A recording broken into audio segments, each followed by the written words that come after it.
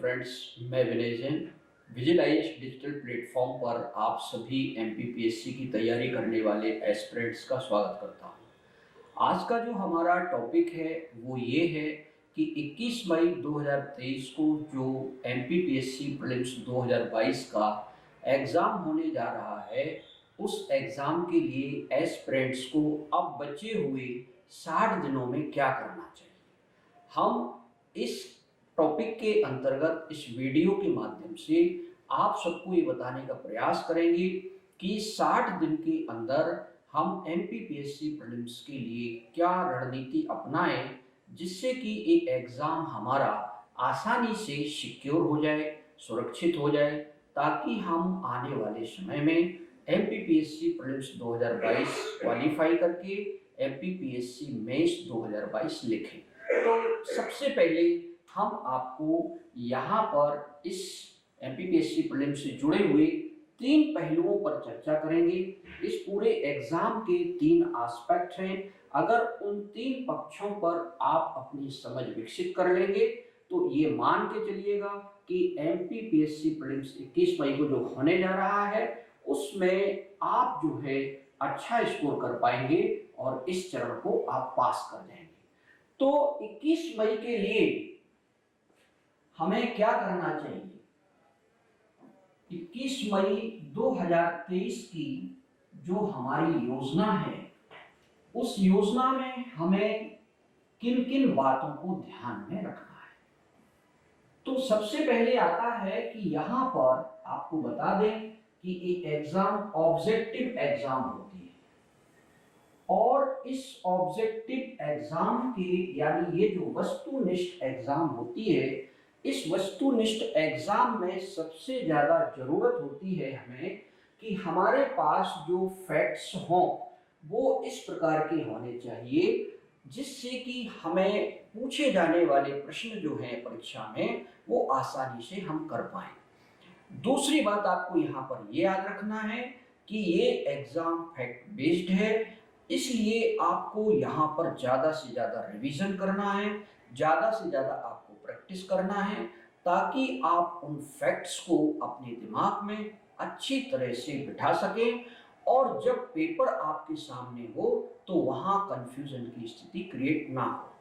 तो इन सभी बातों के लिए सबसे पहले हमें क्या करना चाहिए? सबसे पहले हमें कैटेगरी बना लेना चाहिए कि हम ओल्ड स्टूडेंट हैं या हम न्यू स्टूडेंट हैं या हम पहली बार एग्जाम दे रहे हैं या हम ये दूसरी बार एग्जाम दे रहे हैं या इसके पहले हम कई बार इस प्रकार की एग्जाम दे चुके हैं।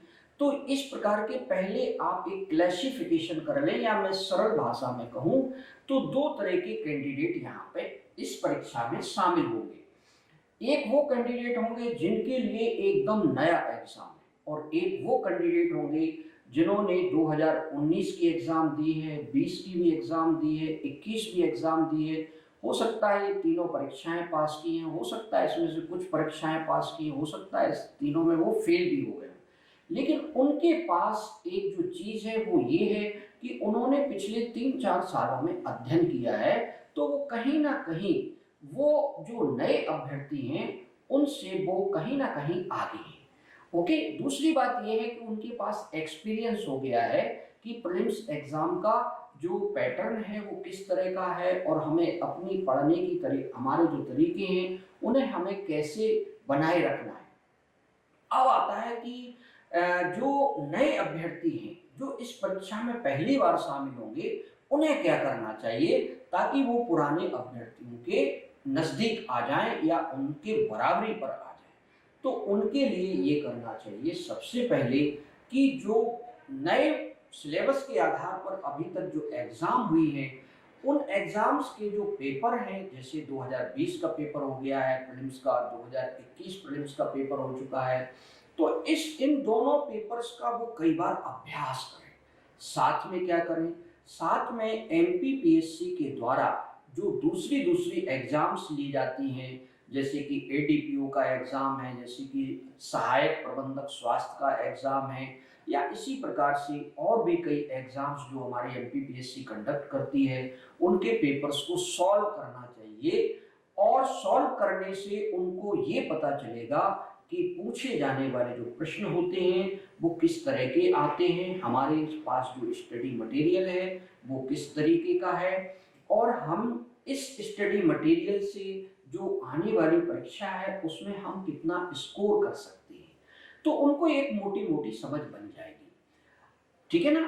तो फ्रेंड्स, ये दो तरह के यहाँ पर कैंडिडेट हैं जिनके बारे में मैंने बताया, और जो पुराने कैंडिडेट हैं जिनका स्कोर कम हो रहा है उनको अपने कंटेंट को एक बार रिव्यू करना चाहिए, और जो वो टेस्ट पेपर लगा रहे हैं उन टेस्ट पेपर्स को भी एक बार उनका स्तर देख लें, किस स्तर के पेपर हैं वो, और क्या वो आगामी एग्जाम में उन्हें हेल्पफुल हो सकते हैं। ओके, तो ये सभी बातें इन लोगों को याद रखना है। अब हम बात करते हैं कि आखिर चाहे पुराने हो चाहे नए अभ्यर्थी हो, उनको 3 बातों पर विशेष ध्यान देना चाहिए। पहला है कंटेंट। कंटेंट का मतलब है कि स्टडी मटेरियल जो है उनके पास, उसको सबसे पहले वो चेक कर लें कि उनके पास जो कंटेंट है, उनके पास जो पढ़ने लिखने की अध्ययन सामग्री है, उस अध्ययन सामग्री को उन्हें एक बार जांच लेना चाहिए, है ना। देख लेना चाहिए कि ये जो स्टडी मटेरियल हमारे पास है, ये स्टडी मटेरियल एग्जाम की दृष्टि से कितना महत्वपूर्ण है। तो इसके लिए सबसे सिंपल तरीका ये है कि स्टडी मटेरियल जो भी आपके पास है, जिसको आपने कई मर्तबा पढ़ा है, तो हम आपको यही सजेशन देंगे कि सबसे पहले जो आपके पास नोट्स है या बुक्स है जिसको आपने कई मर्तबा पढ़ा है, आप उसको पढ़िएगा, क्योंकि वो उसको आपको याद करना काफी आसान है। ओके, तो एक तो हो गया आपके पास वो अध्ययन सामग्री जिसको आपने कई बार पढ़ा है, उसको बदलना नहीं है, बस उसमें ये ध्यान रखना है उसकी आपको ऑथेंटिसिटी, उसकी आपको प्रमाणिकता एक बार जरूर चेक कर लेनी चाहिए। एक बात। दूसरी बात आती है कंटेंट में कि अध्ययन सामग्री में मैंने पहली बात क्या बताई आपको कि जो आपके पास स्टडी मटेरियल है जिससे आपने कई बार पढ़ा है, याद किया है, उस स्टडी मटेरियल को आपको अपना एक बेस मानना है ना, वो आपका एक बेस है। अब इसके बाद आपको क्या करना है, नंबर 2, अब आपको ये करना है कि ये जो स्टडी मटेरियल है आपके पास, इसमें इसको थोड़ा सा आपको डायनामिक बनाना है। डायनामिक का मतलब ये है कि इसमें आप जो पिछले वर्षों में पेपर पूछे गए हैं, पिछले वर्षों में जो क्वेश्चंस आए हैं और किसी टॉपिक विशेष से, उन टॉपिक्स को एक बार देखें, समझें, फिर ये जांचें कि ये जो क्वेश्चन आया है ये कहाँ से आया है, अब हम वहाँ तक कैसे पहुँचे, ताकि हमारा जो स्टडी मटेरियल है उसमें ये नए जो फैक्ट्स हैं वो जुड़ जाए। तो दूसरी सावधानी आपको यहाँ पर ये रखना है कि सपोज दैट जैसे आप जनजातियाँ पढ़ रहे हैं, है ना, आपने जनजातियों में जो कुछ भी पढ़ा है उसमें कुछ नए इंफॉर्मेशन हैं जो कि स्टैटिक हैं, पुराने हैं, लेकिन आपके नोट्स में वो लिखे नहीं हैं, तो उनको वहाँ पर आप जोड़ दें। तो आपका नोट्स क्या हो जाएगा, एनरिच हो जाएगा, समृद्ध हो जाएगा। तो आप अपने नोट्स को डायनामिक बना लें, या हम ऐसा भी कह सकते हैं उस नोट्स को आप अपडेट कर लें। ये हुई दूसरी बात। अब तीसरी बात ये होती है कि आप जानते हैं कई बार ऐसा भ्रम है कि कुछ यूनिट ऐसी होती हैं जिसमें करंट अफेयर्स नहीं होता है, और मैं ये कहता हूँ सभी यूनिट्स में करंट अफेयर्स जुड़ता है, चाहे वो हिस्ट्री हो, ज्योग्राफी हो, पॉलिटी हो, आपका मध्य प्रदेश हो, या कोई भी यूनिट हो या कोई भी टॉपिक हो, तो उसमें करंट अफेयर्स हमेशा जुड़ता रहता है। जैसे से फॉर एग्जाम्पल कि आप ज्योग्राफी में प्राकृतिक आपदाएं पढ़ते हैं, तो प्राकृतिक आपदाओं में आपको मालूम होगा जैसे चक्रवात है, बाढ़ है, कोई तूफान है, ये सब घटनाएं जब घटित होती हैं तो ये कहीं ना कहीं उससे जुड़ जाता है। तो इसलिए ऐसी हिस्ट्री में होता है, लेकिन ये जरूर है कि कुछ टॉपिक में करंट अफेयर्स बहुत ज़्यादा ऐड होता है, कुछ टॉपिक में बहुत कम ऐड होता है।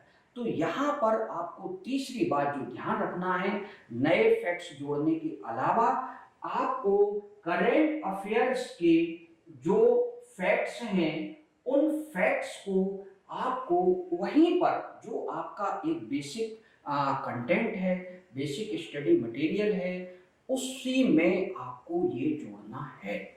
ठीक समझ में आया?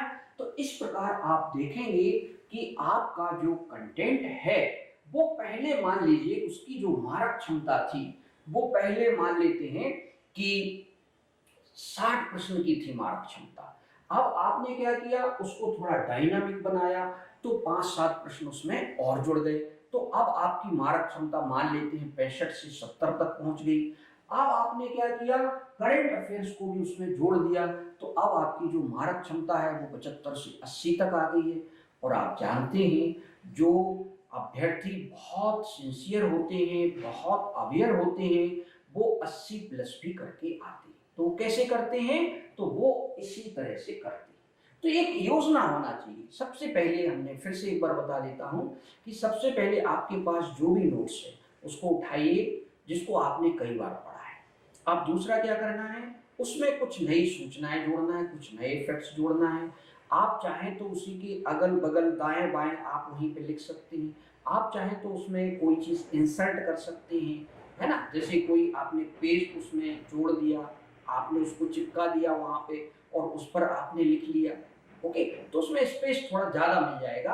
और तीसरी बात ये है कि करंट अफेयर्स से रिलेटेड कोई भी उसमें नई सूचना आती है तो वहां उसको भी आप जोड़ देंगे। तो जब आप ऐसा करेंगे तो सबसे बड़ा आपको फायदा ये होगा कि आपका कंटेंट एक जगह हो गया, आपका कंटेंट ऑर्गेनाइज्ड हो गया। अब आपको ये फोटोकॉपी, वो फोटोकॉपी, ये नोट्स, वो नोट्स, इसमें क्या होता है, मानसिक रूप से आप परेशान हो जाते हैं और आप याद भी नहीं कर पाते हैं क्योंकि आपकी पढ़ाई में बिखराव हो जाता है। तो इस बिखराव से बचने के लिए बड़ा सरल तरीका मैंने बताया है कंटेंट को तैयार करने का, राइट। लेकिन ये ध्यान रखिएगा कि आप अगर आपका जो बेस है पढ़ने का अगर वही गलत है, मान लीजिए बेस आपका ऐसा है कि उसमें से 30-35% ही वो पार्ट आपका कवर हो रहा है, जैसे कि एमपीपीएससी में पूछा जा रहा है, तो ये मान लीजिएगा कि अब आप उस बेसिक स्टडी मटेरियल से आप पास नहीं हो सकते। ओके, तो ये आपको जज करना है कि कम से कम उसमें 60-65% कवरेज होना चाहिए आपके टॉपिक का, तब आप जो है उसमें जोड़ करके आप 80 प्लस स्कोर कर सकते हैं। तो एक बात हुई कंटेंट की। अब कंटेंट के बाद दूसरी महत्वपूर्ण जो बात आती है उस बात को आपको याद रखना है, वो है रिवीजन। रिवीजन यानी याद करना। ज्यादा से ज्यादा आप जितना रिवीजन करेंगे, जितना आप जो है रिकॉल करेंगे, जितनी बार आप उसको रिवाइज करेंगे, आप उसको बार बार पढ़ेंगे, बार बार पढ़ने से ही याद होता है। देखिए यहां पर मैं एक सिंपल फार्मूला आपको बता रहा हूं जिसे हम कहते हैं उल्टे पिरामिड का सिद्धांत, यानी रिवर्स पिरामिड। देखिए रिवर्स पिरामिड क्या होता है, ऐसे समझिए। इसमें 3 बातें आपको याद रखना है, ठीक है। जैसे सपोज दैट कि आप कोई टॉपिक पढ़ रहे हैं, है ना, और उस टॉपिक को आप जब पहली बार पढ़ते हैं, पहली बार आप उसको पढ़ते हैं, तो ये ध्यान रखिए आप याद नहीं कर रहे हैं उस समय, आप उसको पढ़ रहे हैं, है ना। अब पढ़ने के बाद आप उससे क्या हुए, केवल इंट्रोड्यूस हुए, है ना, ये आपको भी याद नहीं हुआ, और याद होगा तो थोड़ा सा धुंधला सा याद होगा। ऐसे मान लीजिएगा कि आप जो कुछ भी पढ़ रहे हैं, मान लीजिए आपने 100 फैक्ट पढ़े, 100 फैक्ट जब आप पहली बार पढ़ेंगे तो आप भी जानते हैं कि 100 में आपको 40 से 50 ही याद होंगे और बाकी 40-50 आप भूल जाएंगे। तो कहने का मतलब ये हुआ, जब आप पहली बार पढ़ते हैं, पहली बार आप किसी चीज को की स्टडी करते हैं, या हम कहें कि इसको देखिए, अभी इसको रिवीजन नहीं कहा जा रहा, ये पढ़ना कहलाया, है ना, कि आपने केवल पढ़ा। तो इस लेवल में आप 30% ही क्या कर पाते हैं, उसका आप अपने दिमाग में ला पाते हैं, यानी उसको आप अपने दिमाग में होल्ड कर पाते हैं, याद रख पाते हैं केवल एक बार पढ़ने से। अब कई बार अभ्यर्थी क्या कहते हैं, आज तो हमने ये फलानी किताब निपटा दी, आज तो मैंने ये निपटा दिया, आज मैंने 200 पेज पढ़ ली। देखिए इससे आपको याद नहीं हुआ, ये तो केवल आपने पढ़ा, वो भी कैसे, न्यूज़पेपर की तरह। ओके, तो ऐसे नहीं पढ़ना है आपको। तो ये होगी रीडिंग। रीडिंग में आपको 30% ही याद होता है, हमेशा याद रखिए। अब जब आप रिवीजन करते हैं, रिवीजन का मतलब क्या होता है, जैसे पढ़ते पढ़ते रफ वर्क करना। जैसे आपने कोई फैक्ट पढ़ा, आपको लगा इसमें ये महत्वपूर्ण है, जैसे सपोज दैट कि आपने नेशनल फैमिली हेल्थ सर्वे जो 5 है वो आपने पढ़ा। अब उसमें मध्य प्रदेश का दिया है कि इन्फेंट मोर्टेलिटी रेट कितना है, टोटल फर्टिलिटी रेट कितना है, तो आपने छोटा छोटा संकेत रूप में एक रफ में लिख लिया, TFR इतना रहा, IMR इतना रहा। तो देखिए जब आप रफ करते हैं तो उससे क्या फायदा होता है, उससे ये फायदा होता है आपको कि आप थोड़ा सा, आपको पॉज मिल जाता है ना, थोड़ा सा ठहराव मिल जाता है, और उस ठहराव के कारण क्या होता है, वो चीजें हमारे दिमाग में अच्छी तरह से बैठ जाती है ना। तो ये फायदा होता है दोस्तों।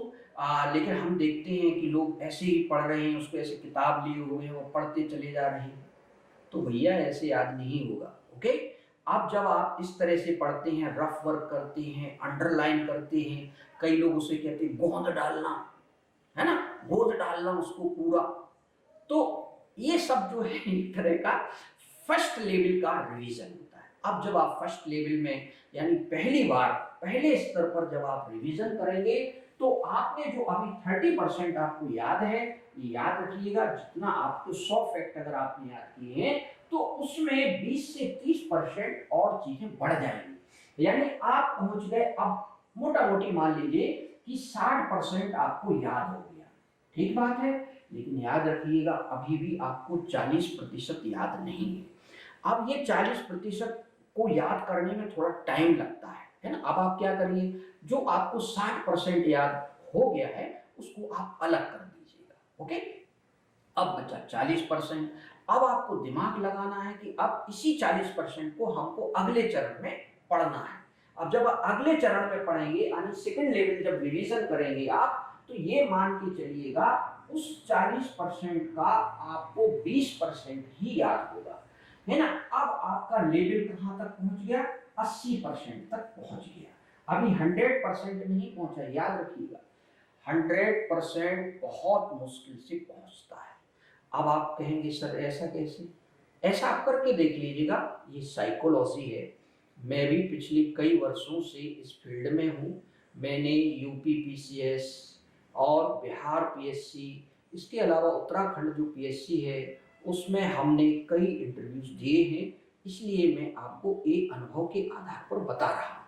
अब देखिए जो बचा हुआ 20% है वो किसे याद होता है, वो उसे याद होता है जब वो दूसरों के लिए उसे सुनाता है, और या वो उसको कहीं मान लीजिए वो टीचिंग कर रहे हैं तो उसको वो बार बार पढ़ा रहे हैं, तो जब वो बार बार पढ़ा रहे हैं, बार बार उसको दूसरे अपने ग्रुप के साथियों को सुना रहे हैं, तब जाकर के वो 20% याद होता है। ये ध्यान रखिएगा, उस 20% को याद करने में आपके पसीने छूट जाते हैं, है ना, वो काफी कठिन काम होता है। लेकिन यहाँ ये भी बता दूं कि इसी 20% से आपकी एग्जाम निकलती है। ध्यान रखिएगा, यही 20% आपको इस प्रीलिम्स एग्जाम में पास कराता है। कोई भी एग्जाम हो, चाहे UPSC हो, चाहे MPPSC हो, चाहे UPPCS हो, चाहे कोई भी एग्जाम। ओके, अब यहाँ पे अभ्यर्थियों को ये ध्यान रखना है कि उनको MPPSC की जो परीक्षाएं हैं उनको पढ़ने का काफी समय मिल रहा है इसमें, है ना। अब जब समय मिल रहा है तो आप इस समय का सदुपयोग कीजिएगा, है ना। तो ये बात हुई, ये आपको समझ में आ गई। यानी 80% से जो बचा हुआ 20% है वो आपको तभी याद होगा जब आप उसको बार बार सुनेंगे, बार बार बोलेंगे, आप डिस्कशन करेंगे, आप अपने ग्रुप में उसको बार बार बताएंगे, आपसे बताने में गलती हो गई तो सामने वाला उसको सुधार देगा, इस प्रकार से वो बढ़कर के हो जाता है आपका 100%। ओके, तो ये बात हुई रिवीजन की। अब रिवीजन के बाद आता है कि हमने मान लीजिए रिवीजन भी कर लिया, सारी चीजें याद भी कर ली, लेकिन एक याद रखिएगा कि जो एग्जाम होता है वो एक प्रकार का चैलेंज होता है। अब ठीक है, आपने सारा कुछ याद कर लिया, रिवीजन भी कर लिया, अब आपका तीसरा चरण होता है जिसमें आपसे जो संभावित गलतियां हो सकती हैं, उन संभावित गलतियों को रोकने के लिए आप मॉक टेस्ट लगाते हैं, आप एक छदम अभ्यास करते हैं। जैसे मॉक ड्रिल होती है ना युद्ध में, कि भाई आतंकवादियों से लड़ने के लिए या युद्ध की स्थिति बन जाएगी तो हम उसमें कैसे फेस करेंगे, तो उसके लिए एक नकली युद्धाभ्यास होता है। इसी प्रकार से आपका जो प्रैक्टिस आप करेंगे उस प्रैक्टिस में इसलिए करनी चाहिए आपको, ताकि जो होने वाली गलतियां हैं वो वहां पर खत्म हो जाएं, उनकी संभावना नगण्य हो जाए। अगर आप ऐसा नहीं करते हैं तो आपकी ये जो मेहनत है, इस मेहनत पर पानी फिर सकता है। तो फ्रेंड्स, तीसरी जो बात आपको याद रखना है वो है मैक्सिमम प्रैक्टिस। आप जानते हैं प्रैक्टिस का महत्व क्या है। Practice makes a man perfect, है ना, वो आपको पूर्णता की ओर ले जाता है। ओके, तो आप पूर्णता की ओर जाएं। मान लो आपने जितनी मेहनत की है उसका सारा आपको रिटर्न मिले, उसके लिए हम करते हैं प्रैक्टिस। क्या करते हैं? प्रैक्टिस, अभ्यास। अब अभ्यास करने के तरीके क्या हैं? अभ्यास आप दो तरीके से कर सकते हैं। एक तो ऑनलाइन मोड में कर सकते हैं और एक आप कर सकते हैं ऑफलाइन मोड में, है ना। तो ऑफलाइन मोड में आप कर सकते हैं और ऑनलाइन मोड में कर सकते हैं, जो भी आपको कंफर्टेबल स्थिति लगे। लेकिन मैं यहां पर आपको ये बता दूं कि आप जब ये प्रैक्टिस करेंगे तो आपको यहाँ प्रैक्टिस में भी कई चीजों का ध्यान रखना होगा।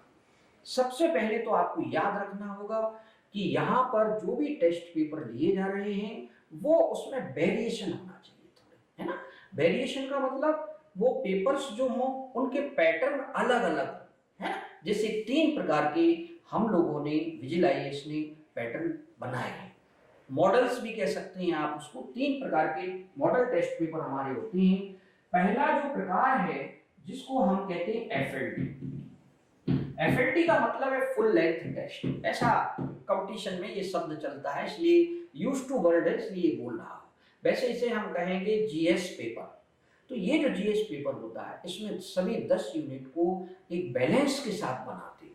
बैलेंस का मतलब कि सभी यूनिट के 10-10 क्वेश्चन होना चाहिए उसमें। ओके, और अगर ऐसा होगा तो वो पेपर आपका बैलेंस माना जाएगा। अब ऐसा नहीं कि पता चला कि उसमें करंट अफेयर्स बहुत ज्यादा डाल दिया या साइंस बहुत ज्यादा डाल दिया, तो आप जो अभ्यास कर रहे हैं, आपके अभ्यास करने का जो ऑब्जेक्टिव है वो वहां पर फेल हो सकता है। लेकिन याद रखिएगा इसमें थोड़ा बहुत इधर उधर हो सकता है, लेकिन हमारी कोशिश ये होती है पहले चरण में कि जो हमारे एफएलटी हैं बहुत सारे, उसमें बैलेंस होना चाहिए, है ना, ताकि अभ्यर्थी ये पता कर सके कि उसका 10वीं यूनिट में जो उसने तैयारी की उसमें कितना स्कोर किया है।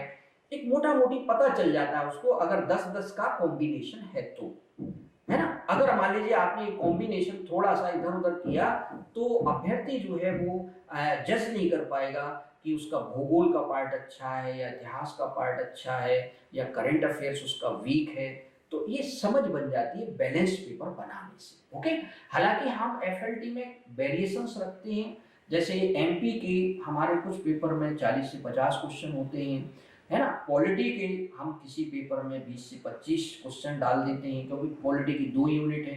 तो इस प्रकार से भी हम करते हैं। कभी कभी करंट अफेयर्स में 10 क्वेश्चन की बजाय हम 15 से 20 क्वेश्चन भी डालते हैं। लेकिन शुरुआत के चरण में कुछ पेपर एफएलटी में ऐसे होना चाहिए जो बैलेंस्ड हो, ताकि आप जो भी अभ्यर्थी ये टेस्ट सीरीज लगा रहे हैं उनको ठीक से पता चल सके। तो ये हुआ FLT full length test. Okay, अब आता है दूसरा जो हमारा मॉक टेस्ट है दूसरे टाइप के, वो है आपके टॉपिक वाइज। तो टॉपिक वाइज जो हमारे टेस्ट है, टॉपिक वाइज का मतलब क्या होता है, ये इस प्रकार के जो टेस्ट पेपर्स हैं वो आपने देखा कोई भी नहीं कराता है। तो इसको थोड़ा मैं समझाना चाहूंगा आपको। जैसे सपोज दैट कि आपका जो सिलेबस है उसमें हिस्ट्री है। अब हिस्ट्री में उसमें इंडियन हिस्ट्री भी है, उसमें मध्य प्रदेश का हिस्ट्री भी है, फिर इनमें भी कई तरह की हिस्ट्री होती है, प्राचीन, मध्यकालीन, आधुनिक। तो हमने क्या किया कि हिस्ट्री पेपर का नाम दे दिया। अब उसमें एमपी का हिस्ट्री भी आ गया और इंडियन हिस्ट्री भी आ गया, और इंडियन और मध्य प्रदेश हिस्ट्री के सारे जो आपके पहलू हैं, पक्ष हैं, मॉडर्न है, मेडिवल है और एंशिएंट, ये सब भी उसके अंतर्गत आ गया। बात समझ में आ रही ना आपको। तो ये हुआ टॉपिक वाइज। जैसे इंडियन पॉलिटी नाम रख दिया तो उसी में आयोग वाले क्वेश्चंस भी आ जाएंगे, उसी में आपका जो छठा यूनिट है इंडियन पॉलिटी का, वो आ जाएगा। फिर आपने देखा मध्य प्रदेश राज्य व्यवस्था भी टॉपिक है आपका यूनिट 5 में, वो टॉपिक भी उसमें हम शामिल कर लेते हैं। ऐसा इसलिए करते हैं ताकि हर एक टॉपिक के बारे में जो आपका ओवरऑल एवेल्युएशन है, ओवरऑल आपका मूल्यांकन है, वो हो जाए। देखिए, अगर आप साइंटिफिक तरीके से पढ़ते हैं, अगर आप एक प्रकार से लॉजिकल तरीके से पढ़ते हैं, तो आपको उसका फायदा मिलता है ना। और अगर आप लोगों से पूछ के अपना डिसीजन लेते हैं तो उसके लिए फिर हम कुछ नहीं कर सकते, है ना। इसमें गर्लफ्रेंड की बहुत बड़ी भूमिका होती है ना।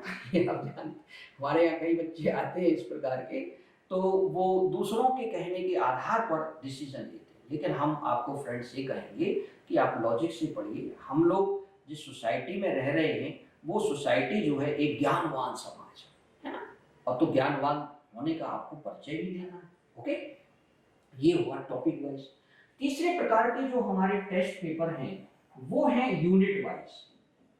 और यूनिट वाइज टेस्ट पेपर जो होते हैं ये हम एक साथ अल्टरनेट तरीके से लेते हैं। Unit wise, FLT, topic wise, ऐसा ऑनलाइन में हमारा मोड है और इसी प्रकार का ऑफलाइन में है। तो इससे ये पता चलता रहता है कि ओवरऑल मूल्यांकन हो गया, टॉपिक वाइज भी एवेल्युएशन हो गया, हर यूनिट में आपकी कितनी समझ है वो भी आपका मूल्यांकन हो गया। तो यहाँ पर ये टेस्ट पेपर आपके के टाइप हुए, कितने टाइप्स के हम टेस्ट लेते हैं, तो 3 टाइप के टेस्ट पेपर हो गए हैं, ऑफलाइन और ऑनलाइन। अब बात करते हैं अगले। देखिए, जो आपके प्रश्न आपसे पूछे जा रहे हैं, पहले उन प्रश्न के आप पैटर्न बनाएं, मॉडल्स बनाएं, कितने टाइप से प्रश्न पूछे जाते हैं, है ना। तो मान लीजिएगा कि 5 या 6 तरीके होते हैं प्रश्नों को पूछे जाने के। जैसे कि एक क्वेश्चन आता है सिंपल क्वेश्चन कि आपसे कोई भी चीज पूछ लिया कि मान लेते हैं कि भगोरिया पर्व का आयोजन मध्य प्रदेश के विभिन्न जिलों में कब से कब तक किया गया। सिंपल क्वेश्चन, आपको याद होगा, आप टिक सही मार देंगे, आपको याद नहीं होगा, आप नहीं बता पाएंगे, है ना। तो वहाँ सिर धुनने के अलावा कुछ आपको नहीं मिलेगा। इसलिए हम कहते हैं, अभी हमने आपको बताया कंटेंट आपका कैसा होना चाहिए, बहुत समृद्ध होना चाहिए, बहुत कहना चाहिए ऐसा होना चाहिए कि परीक्षा के लिए जो उसमें आप प्रश्नों को ज़्यादा से ज़्यादा कर सकें, इस तरह का आपका स्टडी मटेरियल होना चाहिए। ओके, तो ये पहला टाइप हुआ आपका, जिसको हम कहते हैं सिंपल क्वेश्चन, ये सिंपल पैटर्न वाले क्वेश्चन। दूसरा प्रकार होता है कि आपको रीजन और असर्शन वाले क्वेश्चन आते, कथन कारण वाले भी क्वेश्चन आते हैं, आपने देखा होगा, ये दूसरा टाइप है। तीसरा टाइप ये है कि कोड वाले क्वेश्चन आ जाते हैं, जैसे किसी विषय पर 4 बातें लिख दी, 5 बातें लिख दी, उसमें से कहा गया कि इनमें से सही चीजों को चुनिए, तो एक प्रकार ये हो जाता है। ओके, तो ये तीसरा प्रकार हुआ। चौथा प्रकार होता है सुमेल करने वाले कुछ क्वेश्चन आते हैं, सूची 1 को सूची 2 से सुमेल कीजिएगा, तो ये चौथे प्रकार के प्रश्न हैं। पांचवें प्रकार के प्रश्न वो हैं सत्य है असत्य है ना, इस प्रकार से पूछता है कि निम्न में से कौन सा गलत है, तो एक एलिमिनेट करना होता है, या निम्न में से कौन सा सही है, 3 गलत है 1 सही है, वो चुनना है। तो कहने का तात्पर्य ये है कि जो भी आपका टेस्ट सीरीज आप लगा रहे हो उसमें ये सभी प्रकार के पैटर्न या टाइप्स क्वेश्चंस के होने चाहिए। तब आप उस प्रश्नों को लगाने पर आपको पता चलेगा कि किस प्रकार के पैटर्न के क्वेश्चंस में आप क्या गलतियां करते हैं, या किस पैटर्न के क्वेश्चंस को आप अच्छी तरह से डील कर पाते हैं। ओके, तो यहाँ पर आपकी साइकोलॉजी और जो प्रिपरेशन है वो राइट डायरेक्शन में जाएगा। तो ये हुई बात हमारी कि क्वेश्चन जो है उसके जो टाइप्स हैं वो किसी भी टेस्ट सीरीज में जो टाइप्स हैं विभिन्न क्वेश्चंस के वो उसमें होने चाहिए। आपने देखा ही 2020 और 21 में इस प्रकार के क्वेश्चंस की संख्या बढ़ रही है जो सिंपल क्वेश्चन नहीं। ओके, अब आते हैं हम, अगला हमारी बात आपको ये है, टेस्ट सीरीज में जो भी टेस्ट सीरीज आप प्रैक्टिस कर रहे हैं उसमें एक चीज और आपको याद रखना है कि उस टेस्ट सीरीज को कॉपी पेस्ट नहीं होना चाहिए, रिपीटेटेड टेस्ट सीरीज नहीं होना चाहिए। रिपीटेटेड मतलब क्या, कि आप कोई भी कोचिंग का टेस्ट पेपर ले रहे हैं तो उसमें सभी में एक जैसे क्वेश्चन है, या क्वेश्चन का जो स्तर है वो बहुत सरल है, या वन लाइनर क्वेश्चंस ही हैं सारे के सारे 100 के 100, तो आप देखिए वहां पे आप खुद सोचिए आप यहाँ पर क्या गलती करते हैं। अब मान लीजिए आपको एक सरल पेपर दे दिया, अब चूंकि नए बच्चे आते हैं उनको अंधेरे में रखना रहता है कि उनको असलियत पता ना चल जाए कोचिंग संस्थान की, इसलिए बहुत सारे कोचिंग संस्थान एकदम सरल पेपर बनाते हैं, एवरेज से भी लो होता है। अब उसमें उन्होंने मान लेते हैं कि 80-85 क्वेश्चन मार दिया है ना, बिल्कुल सरल सरल, जैसे भगोरिया पर्व किस जनजाति से संबंधित। अरे भैया अब एमपीपीएससी की तैयारी करने वाला ये कोई भी बच्चा क्या इसको गलत करेगा, तो सबका सही हो जाएगा। तो ये ध्यान रखिए जो क्वेश्चन सबके सही हो जाते हैं उसमें फाइट नहीं होती है, उससे आपका सिलेक्शन नहीं होता है। सिलेक्शन तो आपका उन प्रश्नों से होता है जिन प्रश्नों को कुछ अभ्यर्थियों को आते हैं और बहुत सारे अभ्यर्थियों को नहीं आते हैं।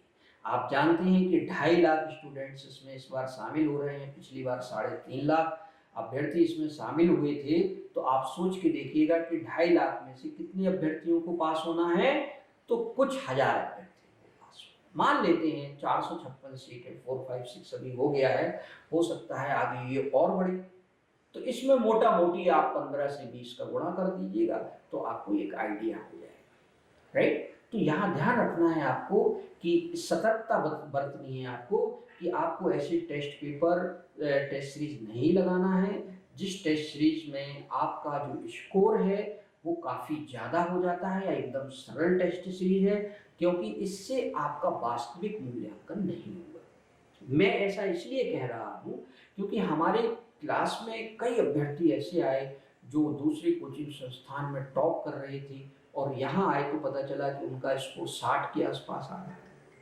तो उनको फिर पता चला कि मेरे तो ये भी टॉपिक तैयार हैं, इस टॉपिक में हमने ये नहीं पढ़ा, करंट अफेयर्स का ये टॉपिक तो मेरे से छूट ही गया, मेरे को तो पता ही नहीं था। देखिए ये है असली तैयारी। टेस्ट सीरीज केवल प्रैक्टिस नहीं है, टेस्ट सीरीज एक और भी चीज है। वो क्या है? टेस्ट सीरीज आपको दिशा देता है, टेस्ट सीरीज आपको पढ़ने का तरीका बताता है, टेस्ट सीरीज बताता है कि आप किन चीज़ों को जानते हैं, किन चीज़ों को नहीं जानते हैं। टेस्ट सीरीज आपको आप में इम्प्रूवमेंट लाती है कि जो चीज़ आपने नहीं पढ़ी भैया समय रहते उसको आप पढ़ लीजिएगा। ओके, तो टेस्ट सीरीज ऐसी होनी चाहिए जिसमें ये सभी बिंदु शामिल। तो ये बात हुई हमारी प्रैक्टिस टेस्ट सीरीज की, ठीक है ना फ्रेंड्स। अब देखिए मैं यहाँ पर एक चीज भूल गया था, वो आपको दोबारा से मैं कंटेंट पर ले जा रहा हूँ। कंटेंट में जो करंट अफेयर्स मैंने बताया था आपको कि करंट अफेयर्स में आपको ये ध्यान रखना है कि जो करंट अफेयर्स है ऐसा होना चाहिए जो एग्जाम की दृष्टि से उपयोगी हो, उसमें फालतू चीजें नहीं लिखी हो, है ना। फालतू चीजें का मतलब ये होता है कि उसके आने की संभावना ही नगण्य है। बहुत छोटी छोटी बातें भी लिख देते हैं लोग अपने करंट अफेयर्स में उसको मोटा बनाने के लिए। तो यहाँ पर हम ये बताना चाह रहे हैं कि विजिल IAS एप्लीकेशन पर मात्र ₹1 में मध्य प्रदेश की योजनाएं, नीतियां, कार्यक्रम ये हमने अपलोड कर दिया है। इसमें 143 टॉपिक कवर है। आप उठा के देख लीजिएगा, किसी भी करंट अफेयर्स के मॉड्यूल में या योजनाएं, कार्यक्रम, नीतियों का जो टॉपिक है उसमें इतनी सारी योजनाएं किसी भी स्टडी मटेरियल में, नोट्स में दी गई है क्या, इसको आप जानिएगा, है ना। ये हमारा टेलीग्राम जो चैनल है विजिल IAS, उस पर भी आप जाके देख सकते हैं, उसका पूरा इंडेक्स हमने अपलोड कर दिया है। अब हम आपको दूसरी बात बताते हैं कि विजिल IAS के द्वारा आने वाले समय में हम रेगुलर हर एक हफ्ते आपको मध्य प्रदेश करंट अफेयर्स, केवल मध्य प्रदेश करंट अफेयर्स, क्योंकि बाकी जो नेशनल, इंटरनेशनल है, स्पोर्ट्स है, साइंस टेक है या एनवायरनमेंट है, इसके लिए बहुत ढेर मटेरियल है ना। लेकिन MP के लिए जो करंट अफेयर्स है MP का, उस पर स्टडी मटेरियल का बहुत अभाव है। तो यहाँ पर हमने क्या किया है, यहाँ पर हमने ये रणनीति बनाई है कि जो मध्य प्रदेश करंट अफेयर्स है उसको हमने बहुत सारे टॉपिक में बांट दिया है ना। जैसे कि सपोज दैट कि पहला हमारा टॉपिक है कि पर्सन्स इन न्यूज, यानी चर्चित व्यक्ति, तो चर्चित व्यक्ति जितने भी हैं, किसी का मान लीजिए निधन हुआ, किसी को पुरस्कार मिला, किसी ने कोई नियुक्ति हुई, किसी को किसी पद से हटाया गया है ना, या किसी से कोई विवाद हो गया, तो ये सभी प्रकार की जो पर्सनालिटी है मध्य प्रदेश से रिलेटेड, चाहे वो नेशनल इंटरनेशनल लेवल पर उन्होंने अच्छा किया हो, उन सबको भी हमने इसमें शामिल किया है। ये जो मॉड्यूल है ये मुश्किल से मुश्किल 20-25 पेज का है। इसमें हमने सारी पर्सनालिटीज को अपडेट कर दिया। जैसे सपोज दैट कि आपकी एक यूनिट है 10वीं यूनिट में आपको मालूम होगा आयोग है, तो मध्य प्रदेश के जितने भी आयोग हैं, संस्थाएं हैं, उनके अध्यक्ष और अपडेटेड होना चाहिए। अगर कोई पद रिक्त है तो रिक्त तो वहां पे लिखा है, अगर उस पर नियुक्ति हुई है तो उसको हमने अपडेट किया है। एक उदाहरण से मैंने आपको समझाया है। ओके, इसी प्रकार से आप देखेंगे ये हुआ हमारा पहला करंट अफेयर्स का पार्ट 1। पार्ट 2 में हम लेके आएंगे प्लेसेस इन न्यूज, यानी चर्चित स्थान, वो भी मध्य प्रदेश। एक उदाहरण से समझाता हूं। अभी आपको पता होगा कि पीएम मित्र योजना के तहत हमारे मध्य प्रदेश के एक जिले में पीएम मित्र पार्क बनाया जा रहा है, टेक्सटाइल पार्क बनाया जा रहा है ना, तो आपको ये पता होना चाहिए। तो ये हुआ स्थान, यानी जो भी स्थान चर्चा में है, जैसे मऊगंज है या कर्मझिरी है या करेरा है या आपकी जो रामसर साइट है वो है, ये सब हमने डिटेल्स में लिखा हुआ है। ओके, ये पार्ट 2 है। ये पार्ट 2 जो आपका है ये भी करीब हमारा 20 से 25 पेज में जाएगा। तो ये हुआ पार्ट 2। मैं आपको फटाफट बता देता हूँ। पार्ट 3 में हम क्या करेंगे, महत्वपूर्ण घटनाओं को लेंगे, यानी जो इम्पोर्टेंट इंसिडेंट्स हैं हमारे मध्य प्रदेश में, वो हम पूरा कवर करेंगे। और इसमें आप देखेंगे कि जितने भी मान लीजिए कोई आयोजन होते हैं हमारे मध्य प्रदेश में, कोई सम्मेलन होता है, कोई मान लीजिए घटना हो जाती है, जैसे आपका एक कारण डैम जो आपकी घटना है वो घटना है, ये सभी घटनाओं को हमने इसमें कवर किया हुआ है। तो ये भी आपका जो पार्ट 3 नोट्स है हमारा, वो भी करीब 20 से 25 पेज में जाएगा। समझ में आ रहा है ना आपको? अब आता है पार्ट 4, महत्वपूर्ण घटनाओं के बाद। सम्मान को यहाँ पे शामिल करेंगे, यानी अवार्ड्स एंड ऑनर्स, खास तौर से मध्य प्रदेश की। अभी आज ही हमने एक अवार्ड के बारे में पढ़ा, आयुर्वेद से संबंधित अवार्ड है, अब उसके बारे में लोगों को पता ही नहीं। तो यहाँ पर हमने सारे जो महत्वपूर्ण अवार्ड्स हैं, ऑनर्स हैं, उन सबको यहाँ पर हमने शामिल किया हुआ है ना। तो ये हुआ आपका पार्ट 5।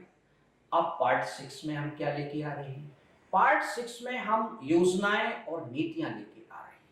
ये भी आपका लगभग 20 से 25 पेज में होगा। यहाँ पर हम आपको ये भी बता दें कि जो इंग्लिश मीडियम के अभ्यर्थी हैं उनके लिए भी हम क्या कर रहे हैं कि जहां पर कोई कठिन टर्म आता है, क्योंकि हम पूरा इंग्लिश में तो नहीं दे पाएंगे, तो वो टर्म हम वहां पर लिख देंगे ताकि आपको समझने में थोड़ा सा आसानी है। बात समझ में आई? तो ये हुआ योजनाएं और नीतियों का, ये हुआ पार्ट 6। पार्ट 7 में हम मध्य प्रदेश खेल कूद को शामिल करेंगे। मध्य प्रदेश खेल कूद में जो खेल पुरस्कार हैं या चर्चित खिलाड़ी हैं या हमारे यहाँ पर अभी जो महत्वपूर्ण खेल प्रतियोगिताएं हुई हैं, राष्ट्रीय स्तर की, इंटरनेशनल स्तर की, उन सभी प्रतियोगिताओं को हमने इसमें शामिल किया हुआ है। ओके, तो ये हुआ पार्ट 7। पार्ट 8 जो हमारा आएगा उसमें हमने मिसलेनियस रखा है, विविध रखा है। विविध का मतलब है कि आप जो कुछ भी छूट गया, जैसे मध्य प्रदेश का पर्यावरण से संबंधित कोई चीज़ है या प्रदूषण से संबंधित कोई चीज़ है या साइंस एंड टेक्नोलॉजी से रिलेटेड कोई चीज़ है, तो ये सब हमने जो भी उसमें बचेगा वो हम पार्ट 8 में मध्य प्रदेश विविध करके उसमें हम शामिल करेंगे। राइट, तो ये हुआ पार्ट 8। अब पार्ट 8 के बाद एक और आपका टॉपिक आता है जिसको हमने सिर्फ बजट जो मध्य प्रदेश का है, जो अभी हाल ही में आया है, और मध्य प्रदेश का जो आर्थिक सर्वेक्षण है, इसका हमने 20 पेज का एक नोट्स बनाया हुआ है और इसमें केवल बजट और आर्थिक सर्वेक्षण को ही हमने मध्य प्रदेश के शामिल किया है। तो यहाँ पर आपको ये याद रखना है कि जो मध्य प्रदेश बजट और आर्थिक सर्वेक्षण है उसका 20 से 25 पेज का हमने ये मॉड्यूल एक तैयार किया है जो करंट अफेयर्स के अंदर पार्ट 9 होगा।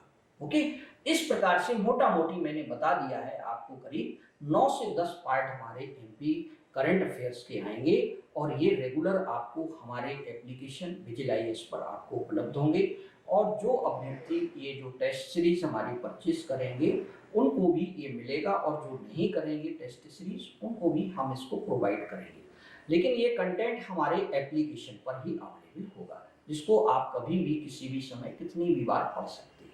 तो फ्रेंड्स, आज की जो हमारी चर्चा थी उसका हम यहीं पे एक प्रकार से उसकी समाप्ति करते हैं कि 21 मई 2023 को जो एग्ज़ाम होने वाली है उसमें आपको 3 बिंदुओं पर फोकस रखना है: कंटेंट, रिवीजन और प्रैक्टिस।